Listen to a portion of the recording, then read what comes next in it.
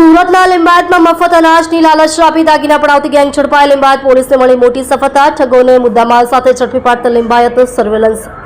સુરત શહેરની લીંબાયત પોલીસે સનસનીખેજ છેતરપિંડીના 2 ગુનાનો ગણતરીના કલાકોમાં જ ભેદ ઉકેલી કાઢ્યો છે અને આ ગુનામાં સંડોવાયેલા 4 રીઢા ઠગોને મુદ્દામાલ સાથે ઝડપી પાડ્યા છે. આ ટોળકી ગરીબોને મફતમાં અનાજ આપવાની લાલચ આપીને વૃદ્ધ મહિલાઓને ટાર્ગેટ કરતી હતી. 2 વૃદ્ધા બની શિકાર.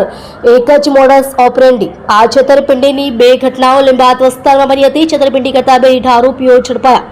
લીંબાયતમાં રહેતા વિધવા સિંધુબેન ગવેરી મમતા ટોકીઝ પાસે કરિયાણું લેવા પહોંચ્યા હતા ત્યારે તેમને આ 4 શખ્સો મળ્યા હતા. તેઓએ સિંધુબેને જણાવ્યું કે આગળ ગરીબોને મફત અનાજ આપવામાં આવે છે અને આ લાલચ આપીને વૃદ્ધાને થોડેક દૂર લઈ ગયા હતા. ત્યાં ભીડનું બહાનું આપીને કહ્યું કે ભીડમાં કોઈ તમારું મંગળસૂત્ર કાઢી લેશે. આ પ્રકારે ડરાવીને વૃદ્ધા પાસેથી ₹63,000ના દાગીના અને ₹4,000ની રોકડ સાથેનું પર્સ લઈ શખ્સો રફુચક્કર થઈ ગયા હતા. આ જ ટોળકી આ ઘટનાના 2.5 કલાક પહેલા જ આસપાસ નગર 2માં રહેતી વત્સલાબેને પણ આ જ ચાલાકીભરી મોડસ ઓપરેન્ડીથી છેતરીને તેમના દાગીના ઉતરાવી લીધા હતા.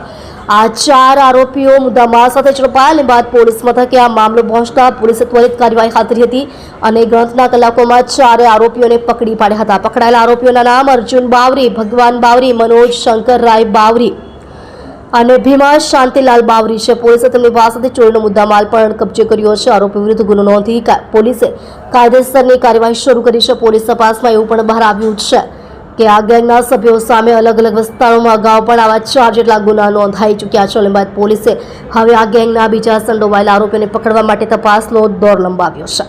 આપ જોઈ રહ્યા છો ગુજરાતની સૌથી પહેલા ખબર આપતી Surat express news channel director Rajesh મંગલેની સાથે.